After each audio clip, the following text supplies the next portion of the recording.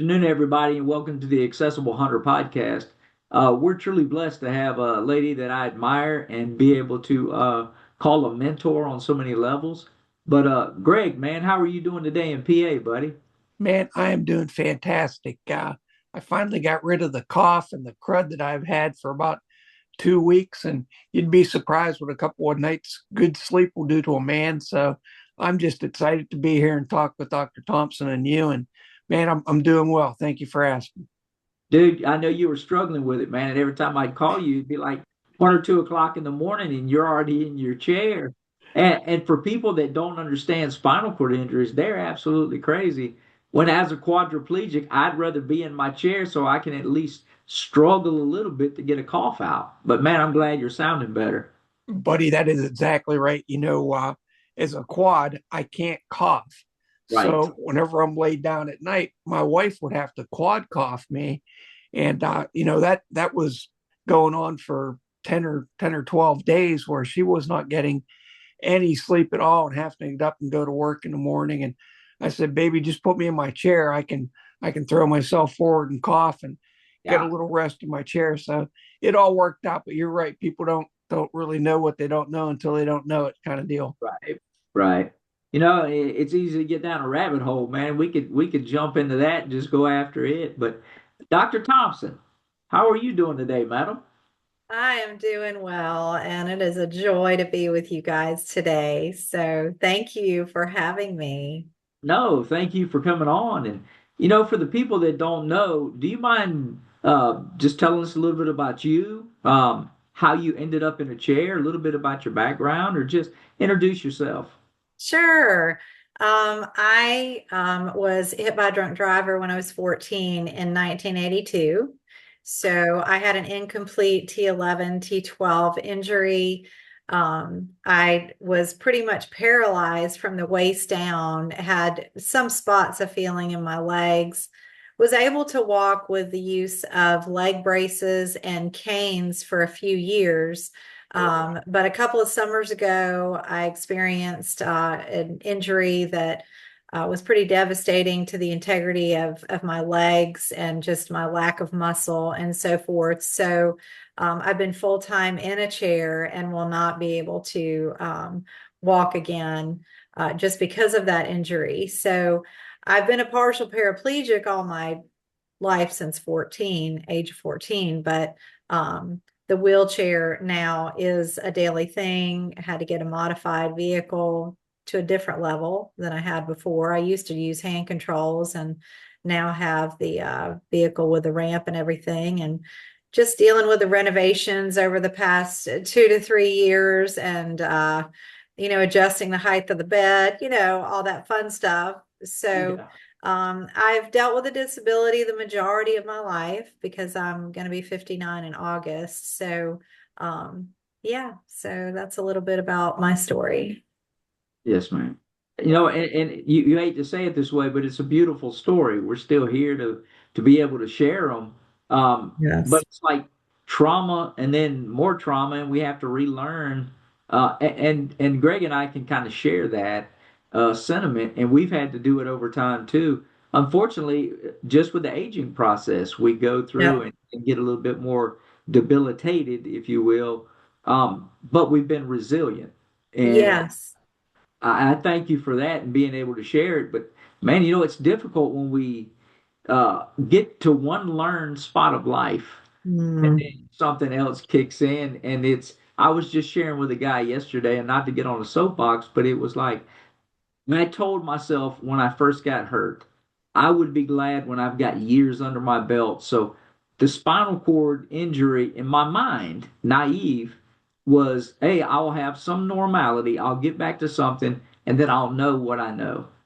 And there Mhm. is no knowing what you know for Yeah. sure.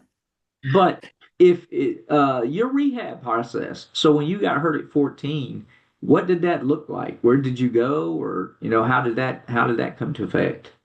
Well, I was in a car accident in another state, and so I ended up being in the ICU there for 3 weeks. Then they moved me to a private room for 3 days, and then I was transported by ambulance to the upstate of South Carolina. So I was an inpatient at Rogers CP's for 6 months, no, 3 months, and then outpatient doing PT for 6 months after that.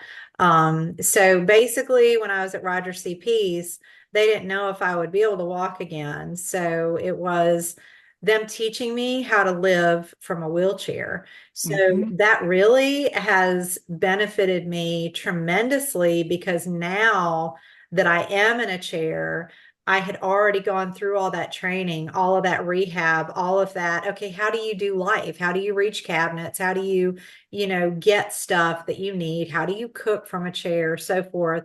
Transfers. I went through all that. I learned, how to do those things. So that was a benefit to me years later.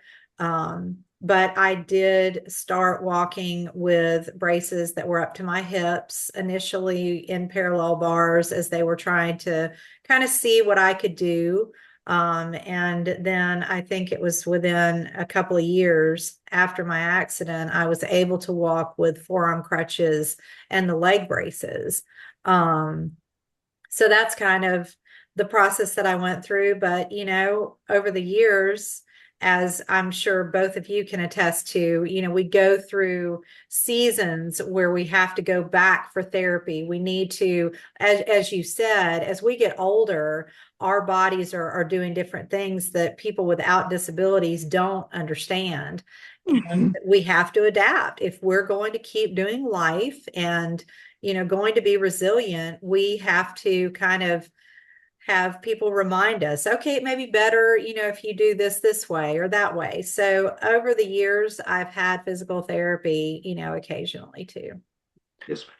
You know, you bring up such a good point about rehab and their ability to educate us that Mm. this is how our new normal is going to be.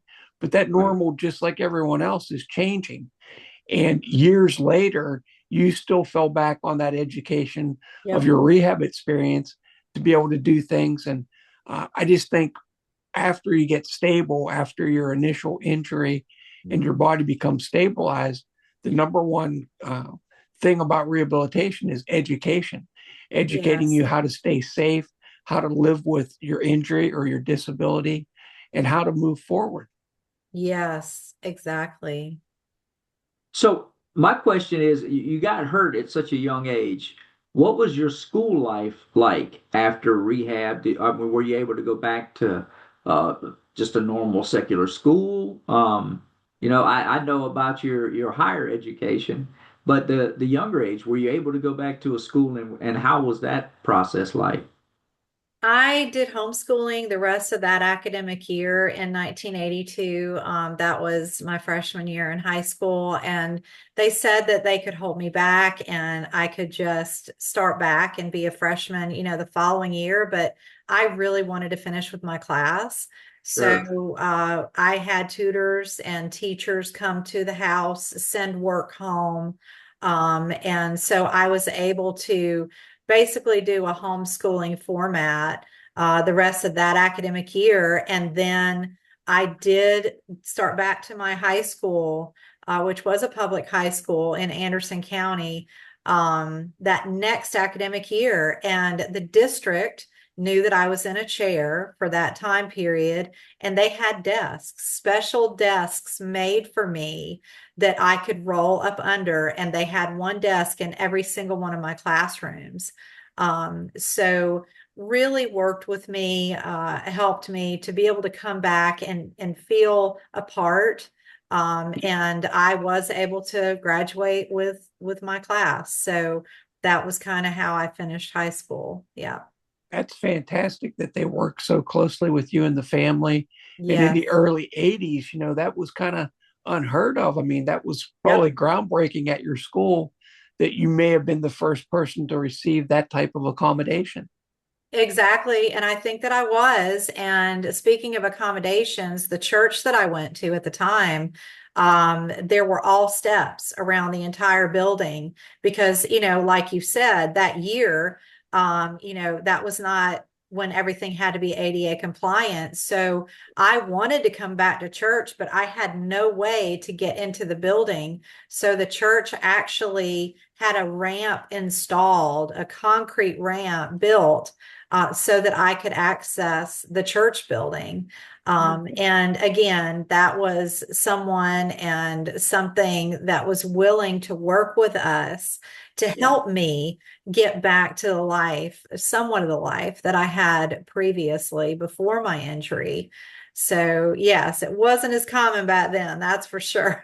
It definitely was not. But think about how many people use that ramp, Yes, that are elderly, that had difficulty with the steps. Yep. yes, Maybe somebody using a stroller, what have you, and they didn't recognize the need until you brought it to their attention. And how many exactly. people use that ramp on a weekly or daily basis to access church? And accessibility just benefits so many people that you don't Yes, even think about, most times.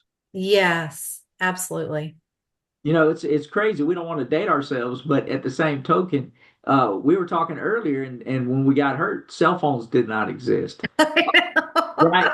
Google, technology, and advocacy is about talking about the people that are beside us, behind us, but more so the ones that are coming along in front of us. Yeah. Unfortunately, every year somebody's going to sustain a spinal cord injury or from a fall or aged and hips go out.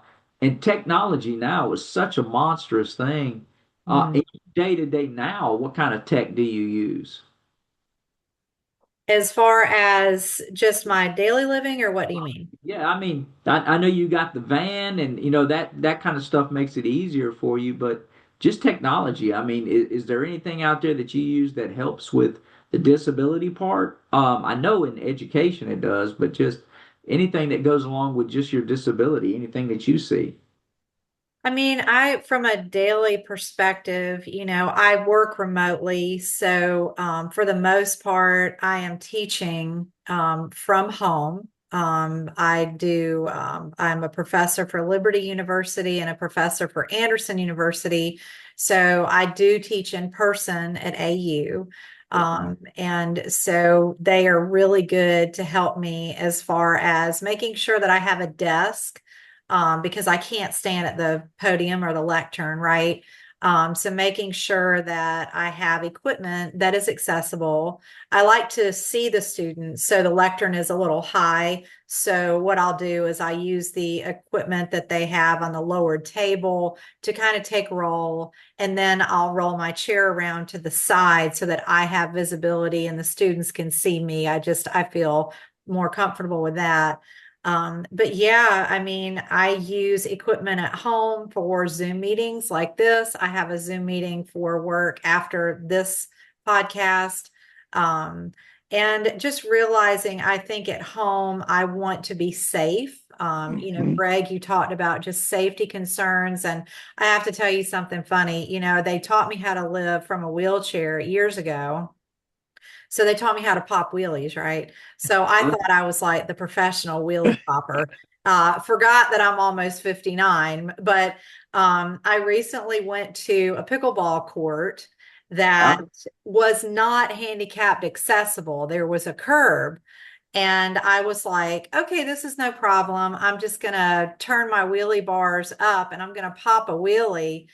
Well, I tried to pop that wheelie and I overcompensated and I ended up and I flipped myself backwards. And I was just with my daughter and I probably looked like a little armadillo with my arms up and my legs sticking up. And fortunately, a police officer was driving by the moment that I flipped over, and he turned around and came back and helped me. But um, it's things like that that you forget that you Yeah. you need to be safe and you need to have everything in the home where you're not taking a chance, Right. Yeah. because it is so much easier for us to not only get hurt, but really, really do something that could really cause additional issues and problems. So we've had our whole master bathroom completely renovated. So everything is open. Everything is easily accessible for me to roll under the sinks now. I can actually lean forward into the sink instead of leaning sideways. So I think just as far as adaptability, it's keeping that safety in mind. Even when I go to the university by myself, Right. just really being mindful of even the edges of the sidewalk. Yes, I ma'am. mean, it may be that big, that much of a drop, but if you go off that in a chair, you're going out. I mean, it may not be a big deal to somebody walking, but so I think just technology that I use, I've learned to adapt and make do with what I feel called to do, which is to teach.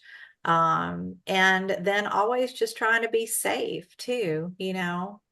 It's amazing that when we're rolling down a sidewalk, it's no longer willy-nilly. Like, when you're walking somewhere, you don't Right. scope out what's in front of you, Yep. the cracks in the sidewalk, the edge of the sidewalk. Yep. When you're, rolling, you better be paying attention to what's in front of you and actually have a plan on how to get from point A to point B. At Mhm. least I try to. I don't kind of just roll willy-nilly and not think about it, because potholes are bad, cracks in the sidewalk are bad, all Yep. things that can tip you over pretty easily. Um, Yes. and as you were talking about safety, I'm always so thankful now for voice technology with our cell phones, that we Mm. can make and receive calls all by voice. And that Yeah. Yeah. kind of gives me a more sense of safety, as long as I have my cell phone Velcroed to my tray. Yes, yes. And that is talk about technology and the ability that we have, that I know for you guys especially, it gives us such freedom and we've got more opportunities with that technology. Yeah. And Dr. Thompson, if I could ask you, did having the injury, did that affect your plans for teaching, or did you always want to be a teacher, or did the accident kind of change your plans for the future on how you wanted to start a career, or did it influence you in any way? I would say I went to college and I ended up being a business major. I Mm. always had a desire to do a doctorate, but I had no idea when. I had no idea what that looked like. So I started out in the business world and then I wanted to pursue ministry. So I was kind of going along that track and not really focusing on anything that was disability oriented. And then God opened a door for me to teach. I'm a singer and a songwriter. I traveled for years and would share my story and I would sing and so forth. And so someone at the school where our kids were going, a small private school, said, "Well, you're a singer, you love music, and we really need a music teacher. Would you be interested in coming and teaching? And then, you'll get a discount on your kids' tuition." And I was like, well, that's a great deal. So I kind of started teaching music, and I've always loved to teach the Bible because when I was in the hospital after my injury at 14, that's when I really started clinging to my faith. That's where I got saved. That's where I accepted Jesus as my Lord and Savior. And the power of God's word to me was what sustained me and helped me to keep my focus at that time in life. So I love to teach the Bible, and an opportunity came open for me to start teaching music and Bible at that Christian school. So as I was kind of there for my kids, it kind of morphed into something bigger. And I realized how much I loved being able to pour into kids, students. And I was there until my kids were grown. And then I just had this urge in my heart. Every time I rode by the university, I was like, I just feel like I'm supposed to be there. And nothing had worked out up until that time. And then I was offered a position and I knew that I was called to teach. I didn't know how I was going to make that work because I didn't have my doctorate at that time. But I had a master's, and it was a process that I had to work through as far as my title, my status at the university, those kind of things. Um, but yeah, I think I started my doctorate really honestly not knowing what doors it would open. I just knew that God said to do it. And in Sure. my life, when I felt just an impression that God was telling me to do something, I just try to be obedient to that and do it. So I started my doctorate work and had no idea what my dissertation was going to be on, because I've always been one that I didn't want my disability to define me. It's like, I know that that's the first thing that people see when they see me physically, but Yes. Yeah. I didn't want that to be my focus or what defined me. So I was doing my doctoral work, trying to come upon a title and a topic. And then I came across statistics for people with Yeah. disabilities. Yeah. And I was like, what?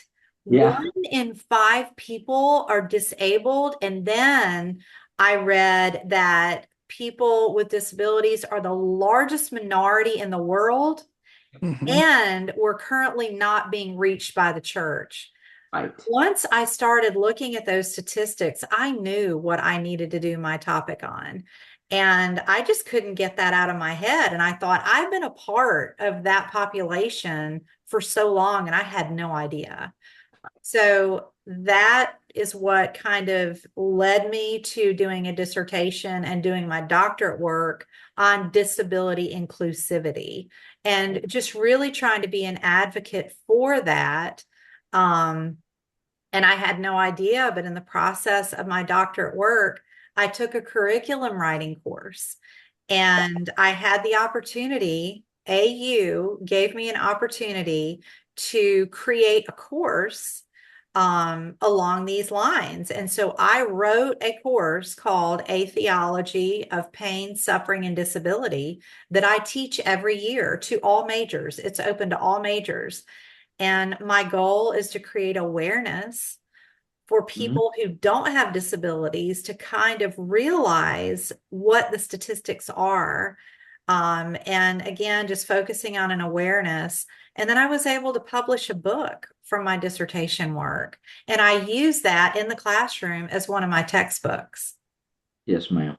You know, you just opened up so many cans that I don't even know where to go with my next question. My next Sorry. question, no, no, it's awesome because one of my questions was going to be, as a younger lady and having kids, how did your kids see your disability? Did that help them in your opinion, how did that help them mold their mindset to, the world's different, my mom's a little different. It's not a bad thing because my daughter was 18 months old when I got hurt. And so I knew how that affected her. But I'm always interested in other people. But then you got into the whole statistical part. And I agree with you by doing doctoral work now. I'm mind blown by just pulling up academic statistics Yes. on disabilities. And so I'll go to one question. You got your children. How do Okay. you think that helped? Well, first of all, when I was injured, the doctors told me I'd never be able to have children. Right. So at the age of 14, when the doctor said that, I didn't know why they said that to me. And obviously at 14, I really didn't care. Um, but I don't know physiologically or anatomically why they said that. But either way, I had that seed planted in my head that I'd never be able to have kids. So when I met Kevin and we got married, I just never expected that we would be able to have children. And if we did, we would probably adopt. And then we just started thinking, well, there are other people who are paralyzed that have children. So, we just felt like, well, we can try and see what happens. So, and I'm saying that because when I did get pregnant and I was going to have a child and I have a disability, Kevin and I are just thinking, okay, we've got to navigate this and figure out ways that are safe, for you and the child. So from the very get-go, I mean, the kids, you said your child was 18 months old when you were injured. And so my kids have grown up knowing not to leave things around the house and knowing what to do to help mom and just realizing that people with disabilities are no different than other people. We're created in the image of God, and we may have limitations, but we are no less of a person than anyone else. And I think that really all three of my children have grown to be very sensitive and compassionate to people who Mhm. are different than them, and they know what limitations can mean, but they also know that there's also a way to assist and help and include and just be kind, Yeah. just be kind. And so I'm really proud of my kids because even though they didn't choose me as their mama, I've raised them in a way to help them realize that there is value in every human life, in every person. And that's all we want, right? We just want to be loved. We want to be accepted. We want to be a part and included in things. And my kids are great about that. And I'm really proud of them. That's just such a beautiful way to say that, Dr. Thompson. Thank you for sharing that. And I agree that, when children learn about disabilities, and uh, you said it so eloquently, but they didn't choose you as their mom, but they got that experience in life. And it kind of made them probably appreciate people and what they're going through on a Mhm. level that somebody that's not exposed to that could never understand. And I'd kind of like to piggyback on Mike's question then, is the students that you work with and they come in and see you as a professor and as a doctor, how do they react to your disability in the classroom? It's really interesting because, I teach two classes basically. I work for the Department of Christian Studies. So I teach Intro to the Bible, which, students come in there and they're not expecting me to be any different from any other professor. So I have the opportunity to share my story with them, and I find that they're very receptive and really, I think, appreciate the fact that I'm in the classroom with them, even though I'm limited. I try not to allow that to be a focus, but also a segue for conversation, Mm-hmm. because teaching the Bible and helping students to see the value of that is very, very important to me. And so I try to live that out. I try to be a person that students see that and see how real it is, and the fact that I've really leaned hard on God's word and the Bible for my daily living, and I continue to do that. So, for the Intro to Bible students, I think it's a different perspective. Most of them are freshmen. The class that I've written, or the course that I've written, when students come in, they kind of know that I probably have some kind of connection to the topic. I don't know that they're expecting me to be in a wheelchair, but when they first come in that first day of class and see me, their responses are, this is really interesting. And I bet she has a lot to say because she looks like she has a story.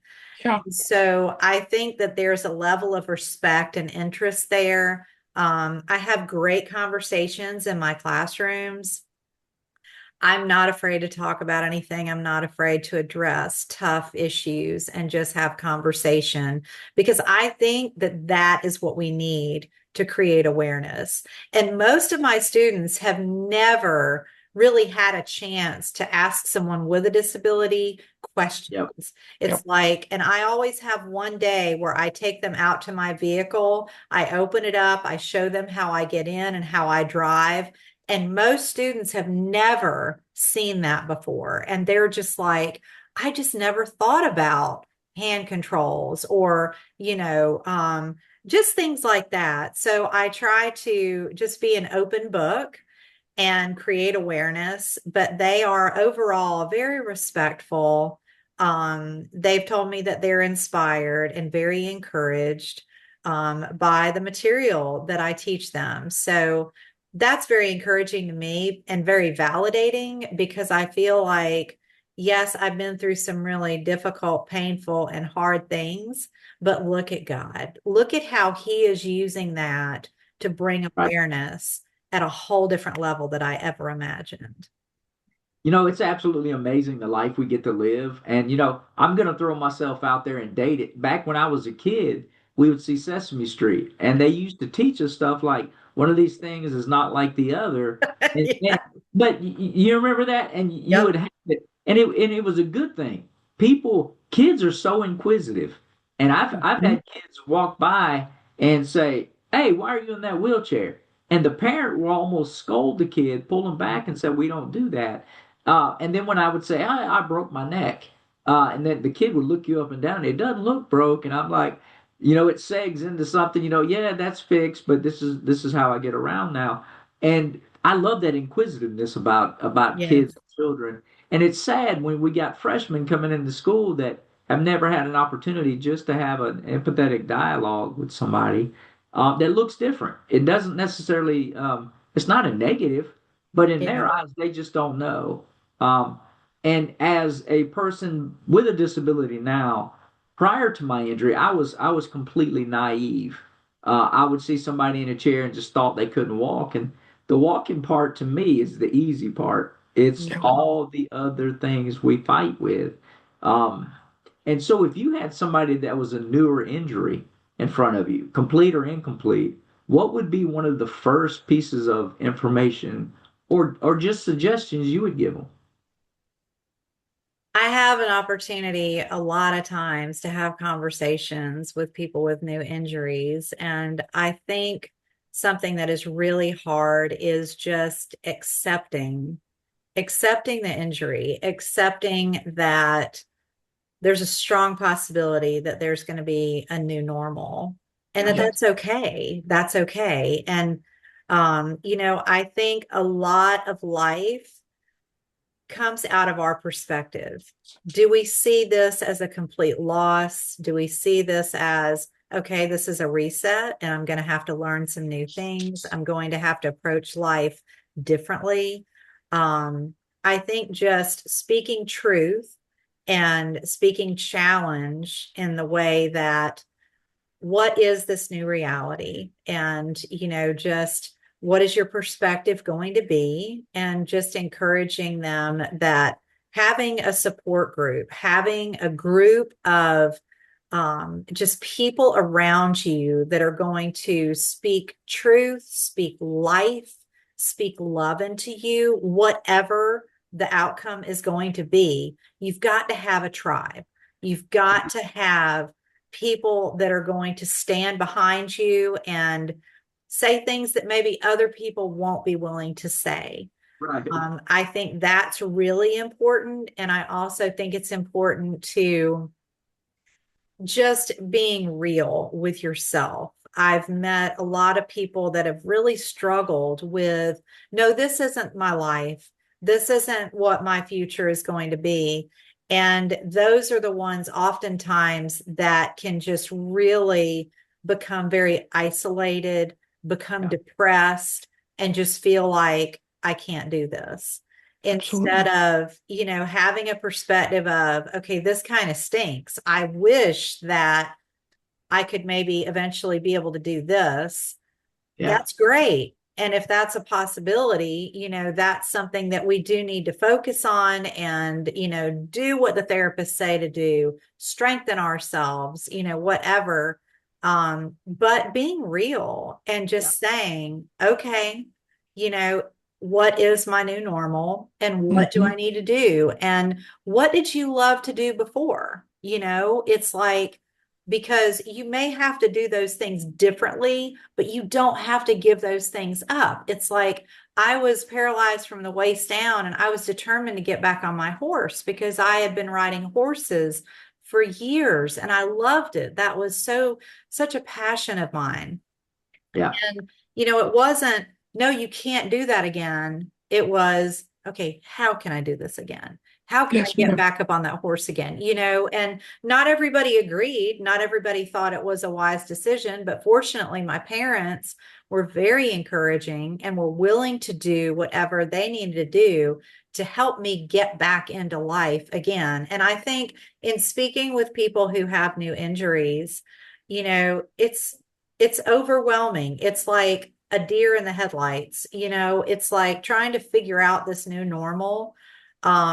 But that's really what I focus on when I talk to people, and just showing them, letting them see me and be like, it's okay. I get it. I've been there, done that, got the t-shirt. And it's like, we're here. There is a group of people who have been there and experienced this. And, we can be a source of encouragement to you that life looks different, but you can still do life like Absolutely. this. Yeah. And having a great support system, a family or friends or the disability community around us can make all the difference in the world. And I Mm. think it's great that you allow your students to have open dialogue with you and ask questions, because maybe that was the first time that they got to meet somebody with a significant disability. And you Yep. take away the stigma, you take away the fear, and to Yes. for them to be comfortable to ask you the hard questions, and for you to be open enough to give those answers, to say, this is how I do this, or this is my life. And the ability to accept help. Mike and I talk about this all the time. It's one of the most difficult things we can do is ask for help and accept Mm. help. And by you opening those doors and taking away the mystery of the disability and the wheelchair, I think you're giving your students a leg up, so much more than maybe just a standard professor teaching a standard course. Well, thank you. And it's interesting. I ran into a previous student at the grocery store this last weekend, and she's a nursing student. So she's going through her clinicals right now. And she said, Dr. Thompson, are you still teaching that course that I took from you? And I said, oh, yeah, I'm teaching it right now. And she said, as a nurse, I cannot tell you how much your class helped Yeah. me, just engage people who were suffering and hurting. And so that was very validating to hear that. She took the course, she's going to be graduating soon. And here she is out in a medical setting. And what we talked about and had conversation about in class has helped her in her field right now. Yeah. Absolutely. And that's something that we don't value a lot of times as people. Me and Greg have had this discussion with prior guests, and I really don't like the term when people lay it on me like you're an inspiration, and because I'm just at what I'm just trying to live my Yeah. best life. Is it because I'm trying to pump gas today? Is that inspiring, or what is it? And so, and I don't get it because I just think I'm stale potatoes, and I'm just a dude going around trying to live life. But Yep. I'm kind of jaded in that I've got mentors like you, and I see that, and Mm. I get to go, and I've been able to share in your class, it opens up so many things for clinicians. And one of the things I get to do with our nonprofit is we bring in PT and OT students in, and we get to share with them in real life. And that's one of the things I tell them. When you come in, ask us the tough questions right now Yep. because you're getting people with feedback. I mean, just on this podcast, we've got, years of experience. Use that to your benefit because the people that you're going to be seeing are going to be on their worst days. That's right. And so ask those tough questions now. And it's a beautiful thing that your student was able to come back and say, that really steered me. And, Greg and I have shared this before. Our rehab really gave us a good grounding to go That's- into life. So accept what you got, mourn Yes. the loss of who you were, but that doesn't need to totally derail who you are. If we can just give them some purpose and let them go back to chasing those passions that they Yeah. have for life. Equestrian, you wanted to Yeah. get back on the horse. You didn't lose that desire for education, and now you're pouring into so many other people. that's a beautiful thing, and God still uses broken vessels. Yep. And that's one of the things that drive me every day. And I don't want to take away from your time. It's mind blowing that I have to make a decision every single morning. Am I Mhm. just going to lay in bed and be nothing, or am I going to get up and go find out what today is going to bring?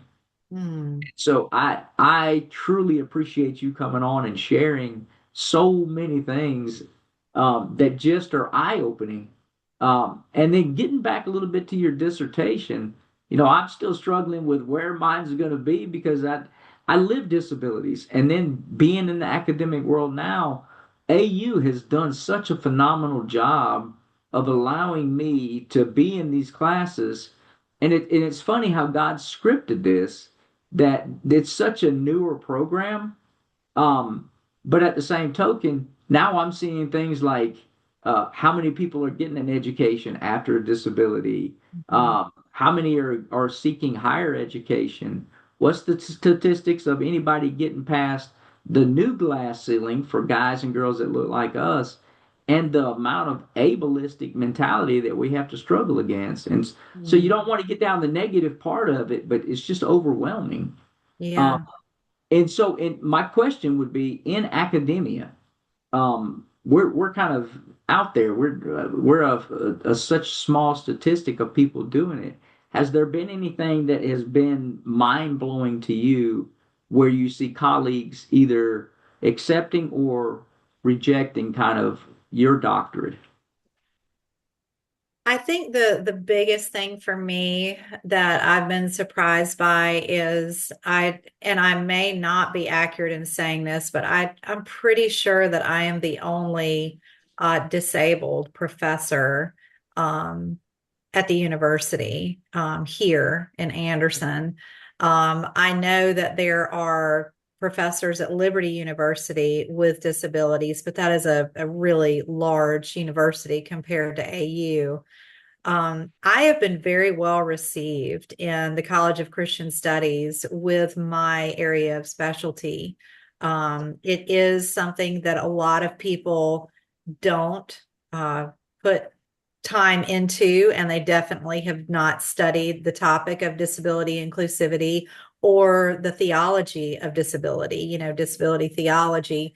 I know that there are different universities in the country. Baylor is really, really developing some significant studies and research along the lines of disability and education and Liberty. I think both of those universities are probably two of the largest. Um, and I'm excited. I've been asked to be a speaker at Disability in the Church 2026 up in DC in April. So I'm one of the presenters, and I will be able to speak there. And a lot of my focus is connecting biblical mandates to current statistics and how can we do things differently to change the statistics? Because when it comes to the church, nothing has changed over 25 plus years. So we're not doing something right. And in order to reach people with disabilities, we've got to change what's been done and we've got to figure out what works. So I'm really excited to have opportunities to be asked to speak at different conferences and just speak on what my area of expertise is. And that's always well received. And I think it's interesting to me, though, that a lot of these conferences don't have people with disabilities actually speaking. And I'm Yes. like, and that's not, I don't think it's a negative per se, because I think a lot of the people who are writing books right now, this is my observation, the majority of them are parents of children with disabilities. There Right. are not a lot of people with disabilities who are doing research, who are speaking at these conferences. I think that's problematic. I think if you want to have an understanding and you want to just create a momentum when it comes to disability and inclusivity, we've got to have more people with disabilities who are writing the books. Lamar Yes. Hardwick is one of my heroes. I'm going to get to meet him in person in DC at this conference. He considers himself the autistic pastor. He has written Disability in the Church. That's his book that he wrote. I also have a professor at Liberty who has a son with a disability. He wrote Jesus and Disability. That's Dr. Chris Holshoff. So I think in answer to your question, I'm respected and I have Yes. opportunities to speak on this topic and this subject, but I feel like there's a lot that needs to be done. And I've been encouraged to see other people with disabilities pursuing doctorates, such as yourself, Mike. I know there was a student that reached out to me from Liberty who is getting ready to defend his doctorate, and his goal is on focusing on disability. So I think that we're gaining momentum, but there's so much work that needs to be done. I think that the Southern Baptists just voted on having a new focus in their denomination. I read that. I believe it was in the Baptist Press probably 2 weeks ago that they passed this. I can't remember the title of it, but basically it's a new push and focus on, okay, how can we reach people with disabilities? And I want to say the vice president of the Southern Baptist Convention is Daniel Ritchie. We actually went to seminary with him, and he has a disability. And when he was voted as the vice president, I was like, yes, we actually have someone on the platform. We have somebody who is speaking and addressing this, who has been given a significant position, for the next year or so. And Dr. Thompson, you brought up a lot of great points. When we're talking about people with disabilities, uh, all of our disabilities are extremely visual. When we Yes. roll into a room, everybody sees the wheelchair. That's right. Everyone assumes that we can't walk. They're not exactly sure what our disability is, but there Right. are so many individuals out there with just a ton of different disabilities, and they may not necessarily be disclosing, and they may not be advocating as much as we are. Right. And I think that could be a good opportunity for other people to advocate and for other professors to talk about their hidden disabilities, the disabilities that are unseen, um, Yes. and bring their perspective to the classroom and to advocate and to allow conversations back and forth about a variety of disabilities. Good. Yes, I totally agree. I totally agree. And I think that, those that are unseen, it's easier to be quiet and just to not verbalize and not be vocal.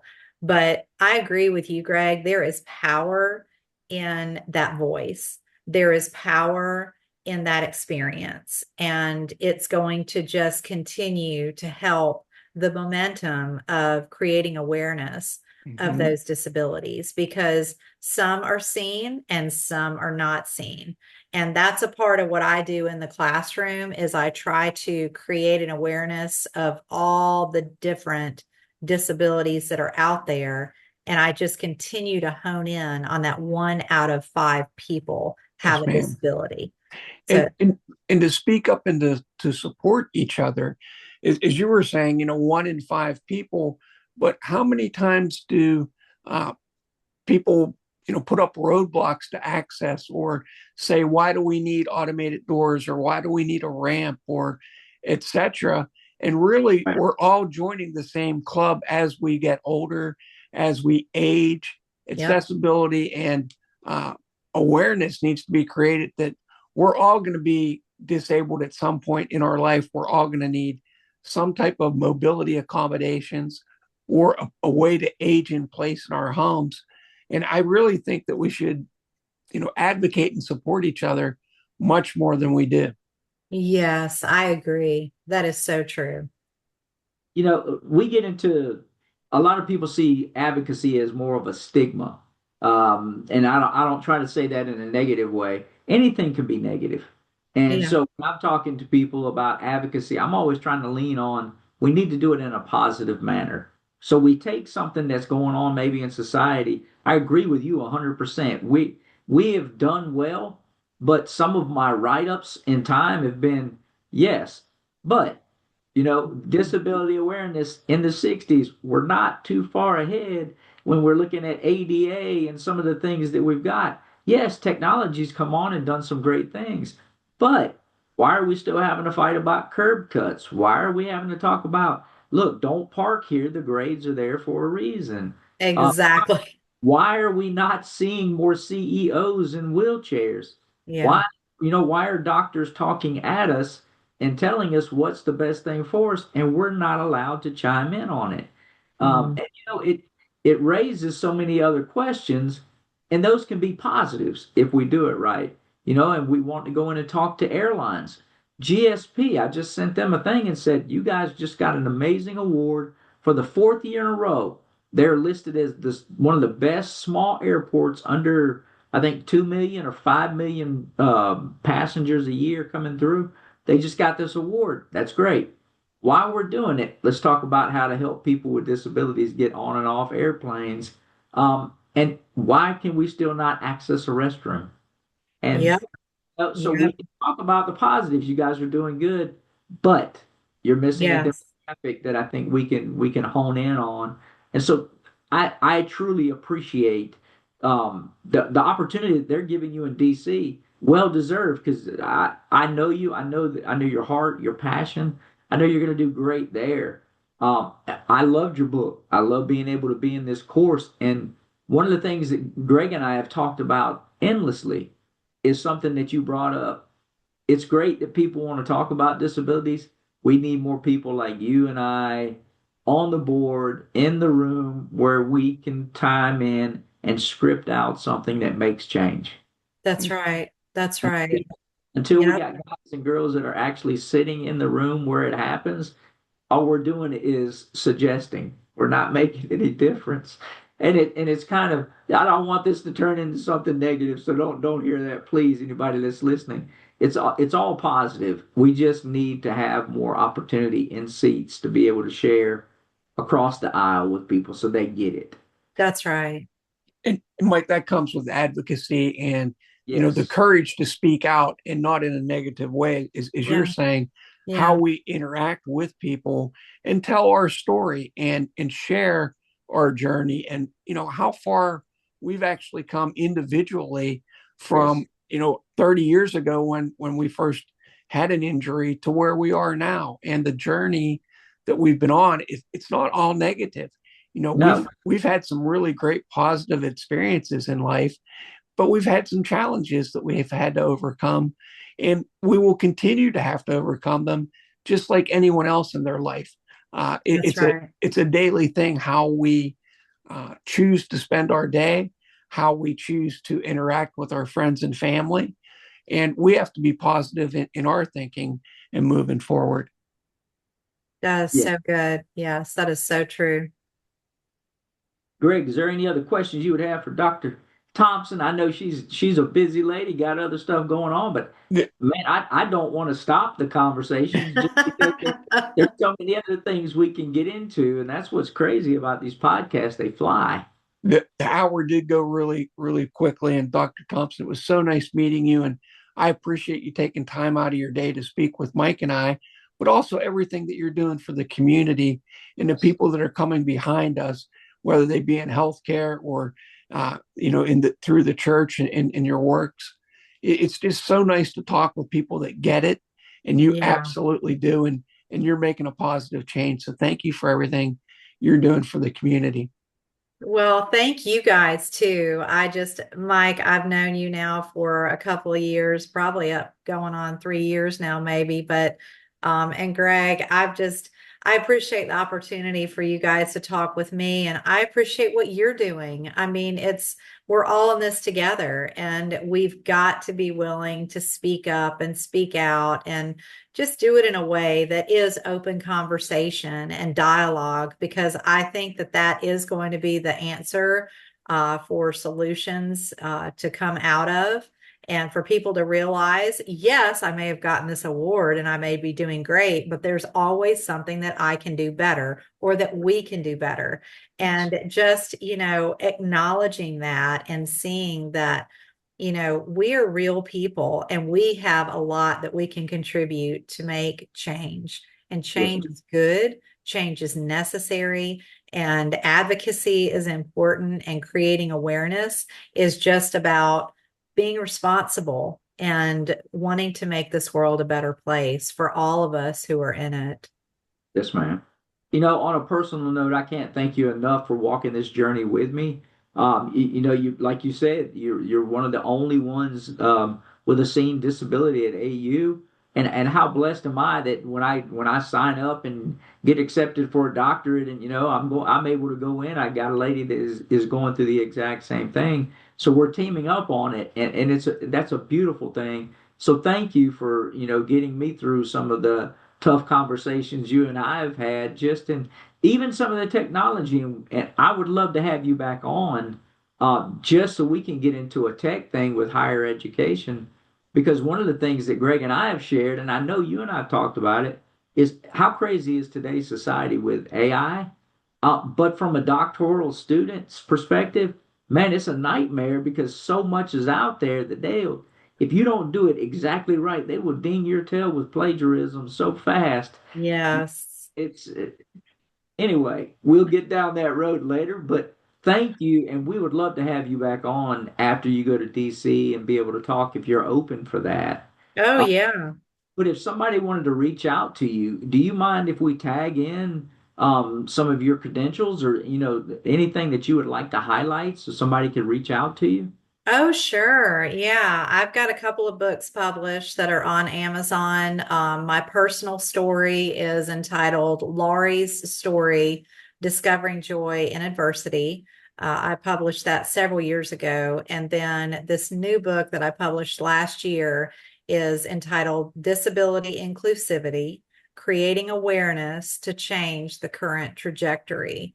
And both of those are on Amazon. So if anyone was interested in reading those, and yes, you can share any information as far as an email.